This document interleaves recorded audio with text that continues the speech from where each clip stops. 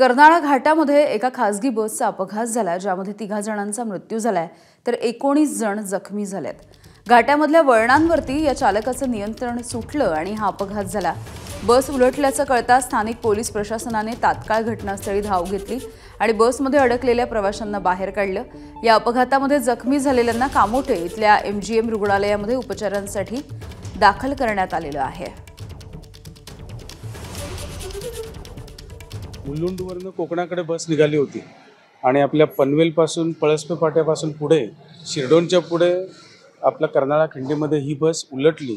मृत झालेले आपल्या पनवेलच्या उपजिल्हा रुग्णालयात आहेत। तर नक्कीच ही दुर्दैवी घटना आहे। आता ज्या पद्धतीने हे रस्ते आता कॉन्क्रीट झालेत तिथे खड्ड्यामुळे जरूर झालेलं नाहीये। तिथे तुम्ही बघितलं तर ती बस कदाचित फास्ट असू शकते, कारण आता रस्ता एकदम व्यवस्थित झालेला आहे हे आपण बघू शकता। त्याच्यामुळे आता नक्की कारण आणि रात्रीची वेळ नक्की कारण मी सध्या तरी सांगू शकत नाही। ABP माझा, उघडा डोळे बघा नीट।